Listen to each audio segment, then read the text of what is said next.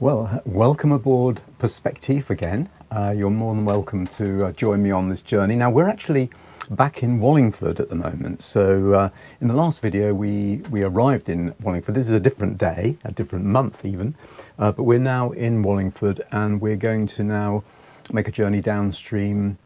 I'm not quite sure how far we'll get. The eventual destination is Reading, but actually we probably tonight will get to somewhere like Pangbourne. I'll show you on the map later rather than now, because I don't know for sure how far we'll get. Okay, so let's get going then.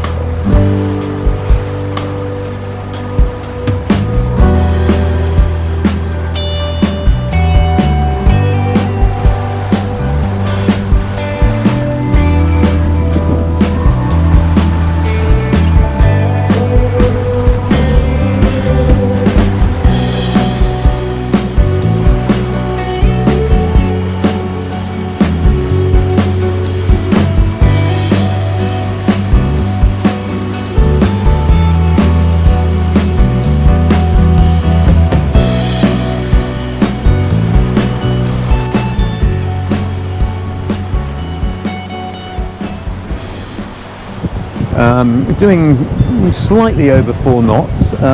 Strictly speaking, 4 knots is the speed limit, but I'm punching against the wind at the moment, so we're picking up a little bit of speed. But anyway, we're soon to be going under a railway bridge at Molesford. Now, this is a pretty impressive railway bridge, as you'll see. It's not the first one. Of course, we're always going under a lot of railway bridges because the Oxford to Paddington line crosses the railway several times. And this one here is a brick bridge, which we'll see as we go under it, of course. But there will be soon, after the next couple of locks, there's also going to be another bridge which is quite similar at Gatehampton.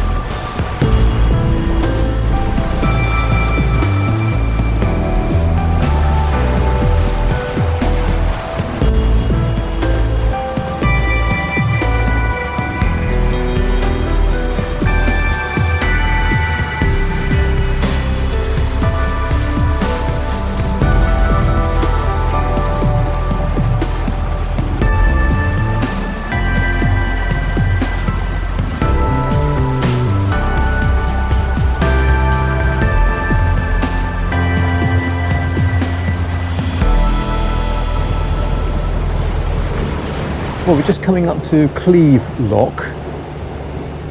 Cleeve Lock is it's interesting in a way because there are two locks, Cleeve Lock and Goring Lock, which we're going to go through as well after this. They're actually quite close together, and I think some would say it's a little bit strange that you have two locks so close together. In fact, Cleeve Lock has only got a rise or fall, if you want to put it like that, as of 2'3", so that's not very much at all. Goring is 5'10", so a lot bigger. I mean, you know, one would wonder if one couldn't have just one lock, but deeper, and I think that might make navigation a lot easier. However, I don't mind at all. Cleeve Lock is actually quite a nice lock, and of course, because it's got such a low rise, then it doesn't take very long to go through.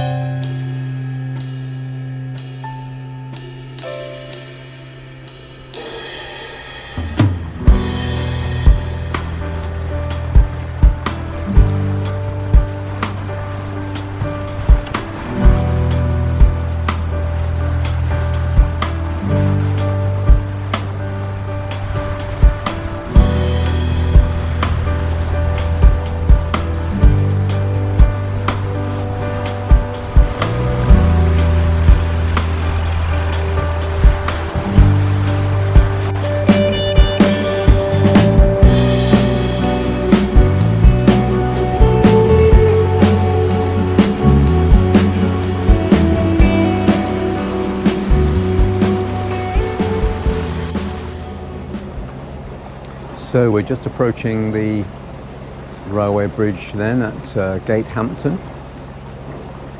It's somewhat smaller than the one that we passed at Malsford, but nevertheless it's got a very similar construction, all brick. You'll also see the electrification that's been going on, so I don't know if they're actually using that yet, but certainly you can see the cables ready for the trains to be running on electricity rather than diesel.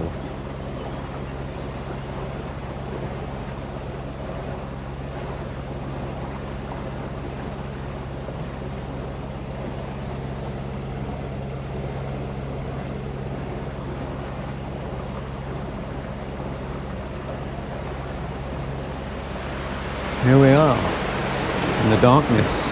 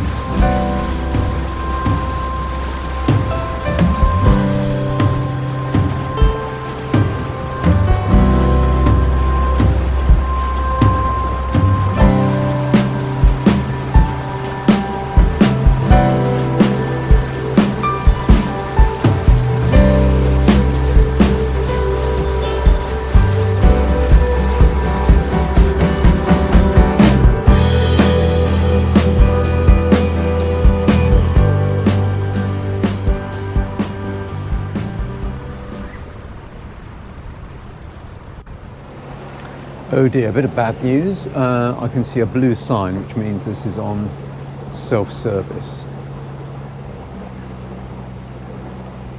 However, it does appear to be open. So the people that have just come upstream have left the gates open, which in a way is a good thing for me. But I do have to operate the lock myself.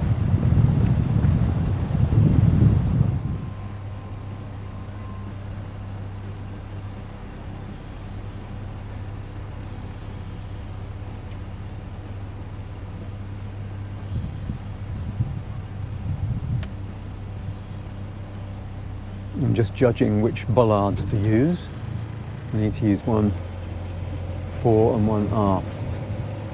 It's just a question of how far apart they might be. So we have to operate the lock, but I need to run back to make sure that the ropes aren't too tight once she starts dropping.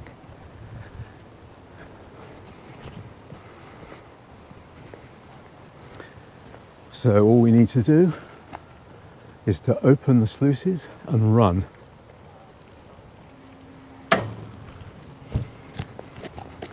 Because we don't want the ropes to be too tight.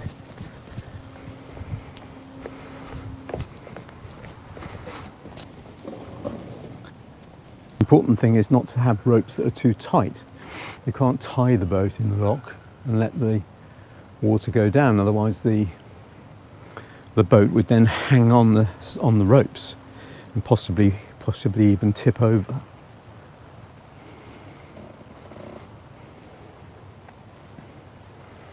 This is always the problem when you're operating it yourself.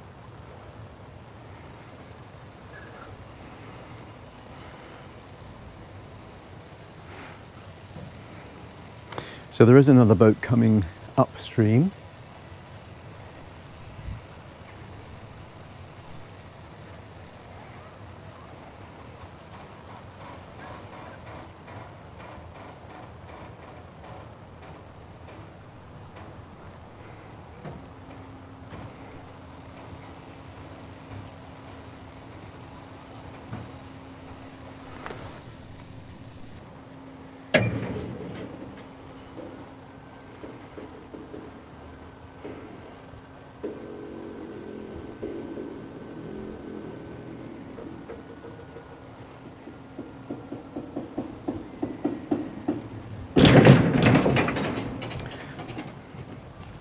So because somebody else is coming up, I don't need to hang back and close the gates afterwards.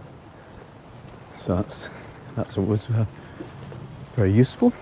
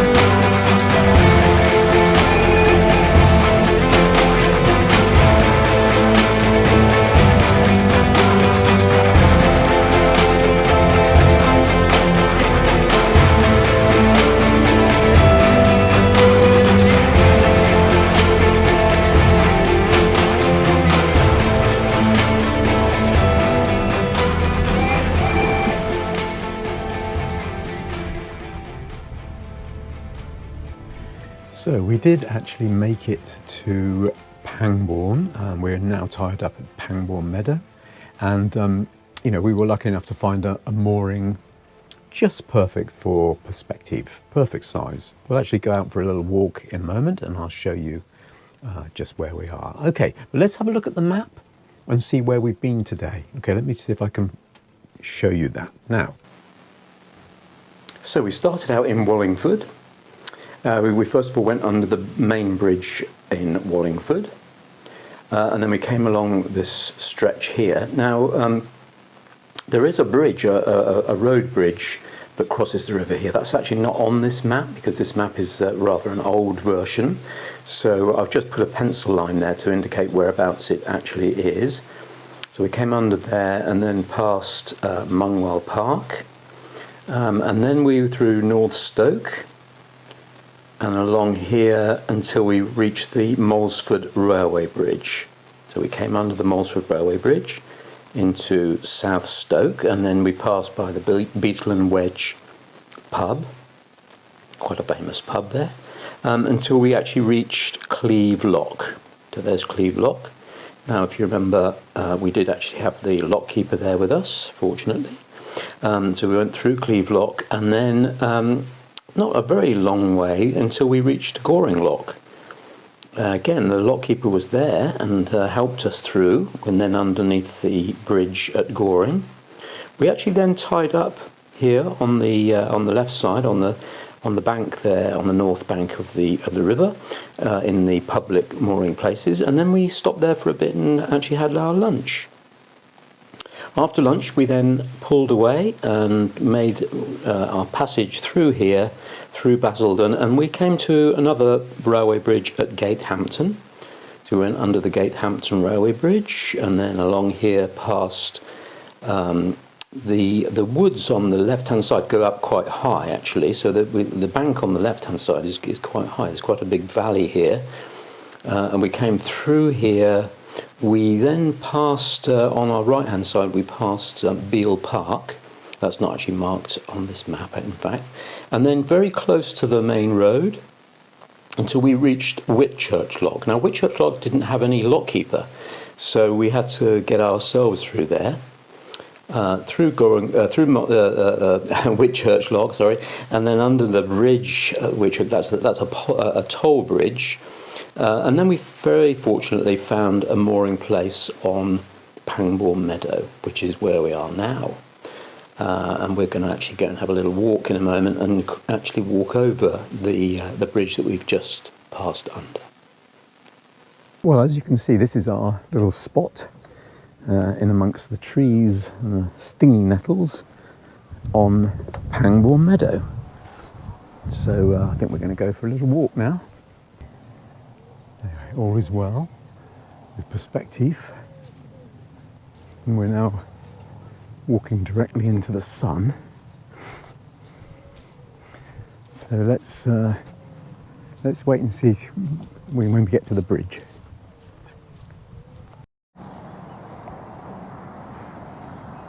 So here we are at Whitchurch Bridge, and it's actually a toll bridge. We're going to go up there in a moment and walk along, but we can't get to it directly by the bridge. We have to go a bit further along. I see the rubbish bins are overflowing as usual on Pangbourne Meadow.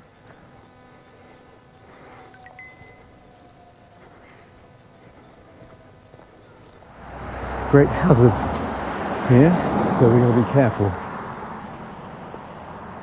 And as you can see, we're in Pangbourne, West Berkshire, and I'm going to head off across to the other side of the road and walk on the path.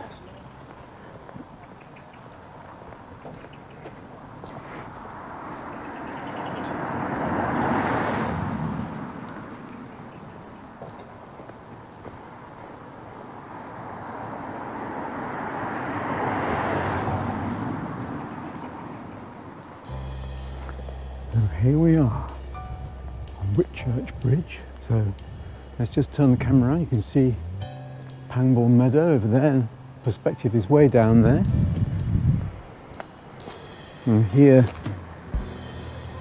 I've often admired this Dutch barge here, quite big, Maria Cornelia.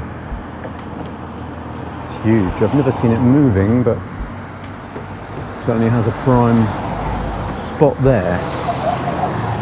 Gosh. Now, this is a toll bridge. One of only two on the Thames. The other one, of course, is the one at Aynsham, north of Oxford, or upstream of Oxford, I should say. And this is Whitchurch. Now, you can just make out there, although the GoPro is probably a bit wide angle, but that is the lock that we came through. That's Whitchurch Lock in amongst the trees. Traffic hold up because of the toll bridge, the collecting toll. I don't know what it costs. We'll soon find out because there's a sign.